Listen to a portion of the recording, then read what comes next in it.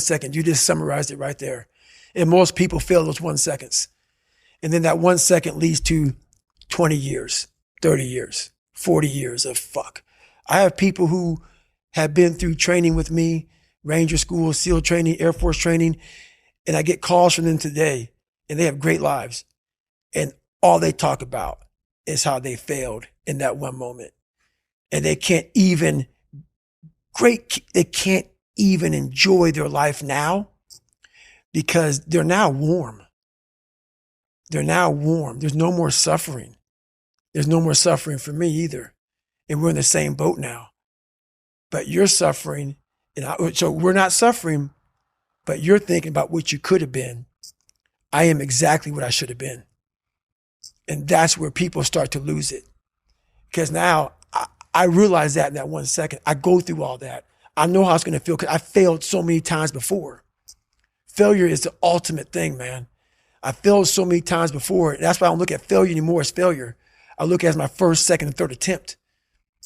So that's what that's all about, man. Well, I mean, you went back to go and do Moab again a second time. That's right. Which is your second attempt. That's right. Had you banged your knee up? It was pretty bad in between the first and the second one. It was pretty bad way before either one of them. Yeah. Yeah. It's been jacked up now for about 20 years. I've seen some gnarly photos of it recently. It looks interesting. Yeah. So all those miles I've run on this thing, it's been a lot of it's been a lot of gut checks. So you go back, you do Moab a second time. Yep. And then you turn your ass into like a hamburger or something as well. So it's not just the knee, it's the ass as well now. Yeah. So at mile 201, we have a good video of it. Matter of fact, Jennifer is like, there's some people up there. So so 201 is a spot where I was really finished in the first Moab. So that was a way marker, checkpoint for you the second time. So Jennifer is extremely happy right now because I'm there. Yes. And she knows I'm doing well now. I'm doing good. We're going to get through this. And so she's videoing me as I'm coming up this climb on this road. And she goes, there's some people up here who want to meet you. You're doing so amazing. And I said, my ass is fucked up. You need to get the fucking Desitin cream. And it's literally for like 20 fucking miles.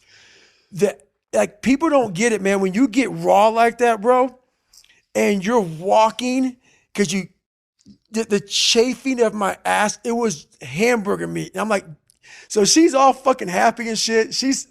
And I just look at her, and I'm gonna put the video up on social media because but she's a fucking trooper, bro.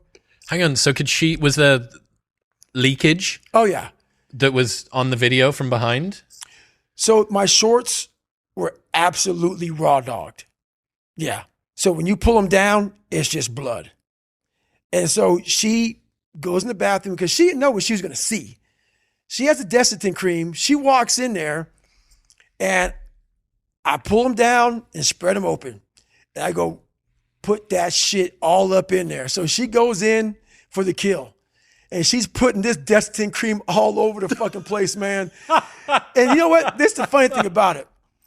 That's when you know you got a good motherfucker with you, man. When you're that raw and you're that fucked up and she's just like nothing. It was like saying, hey, can you like put some lotion on my back before I go lay out? That's how she was in there, man, getting in it. And that's it, man. Have you considered that might be the most traumatic event of all of the things that you've done in your life, what you asked Jennifer to do that day? No, not at all. She did worse. So that Leadville chapter, when I talk about after I finished, and then the ultra unraveling had begun, when I lay down. So that was on the duvet, and you didn't know the word duvet. Yeah, I know what the fuck duvet was. How the fuck do you not know the word duvet? Blanket, man. Okay, fair enough. Fair enough. Out from the streets, we call them blankets. Okay. Anything that you wrap up in is a fucking blanket. Cool. So I'm laying on the duvet, and she's all fucking like about her damn ratings, that fucking the Airbnb shit, and I'm literally like, hey, I'm about to shit right because here. It's not your place. No.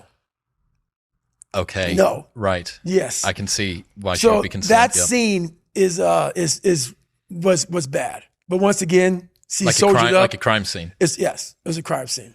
So you've done all of this stuff, right? You've done the SEAL selection week 3 times, Yep. strapping the legs up so that you can run a Badwater ultra race. Yep. The Asperger's, everything. Yes. Of all of the physical pursuits that you've endured, which has been the most painful? By far, my first 100-mile race. By far. This 2019 Moab, the one that I DNF'd but still finished, that's up there. But when you are so, I guess you're not prepared to run 100 miles, and you take it for granted, and you didn't do any training at all, and you didn't have the right nutrition, and off a whim, like literally, like, you know what, I want to raise money for a foundation. And that's how that happened. So I don't know if you know the story or not, but basically I'm sitting there, and the lone survivor incident happened where a bunch of, some SEALs died. I want to raise money for them. I went to training with most of these guys. So I had the bright idea to raise money. I wasn't going to do a hot dog or hamburger sale. I was going to do something that people would be attracted to. So I Googled the world's toughest events. And what comes up is this race called the Badwater 135.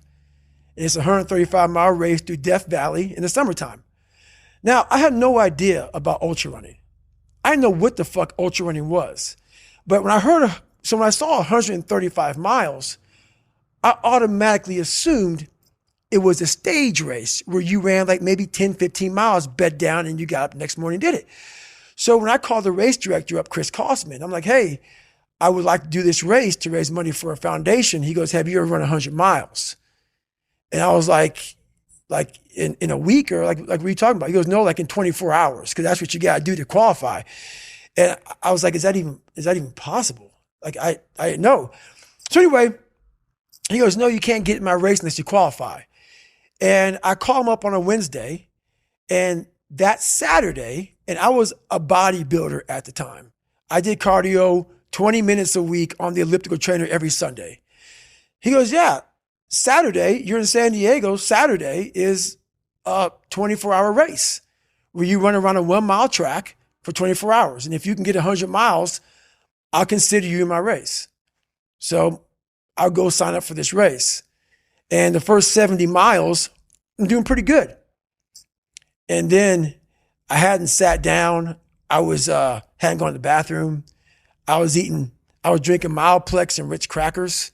I was, eating Ritz crackers. So, elite nutrition. Yeah, elite, high quality nutrition. So what happens when you're that ignorant and you go out to do this race and you sit down in a chair, your body's done. So I'm sitting there, and when you sit down for the first time in over 12 hours, your body's now going through some metamorphosis. Like, go fucking home, go to a doctor, get some help. But I'm sitting there, and I have this urge to go to the bathroom.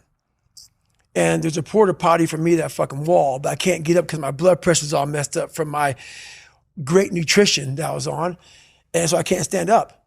So I look at my ex-wife, and I literally say, I'm going to shit on myself right now.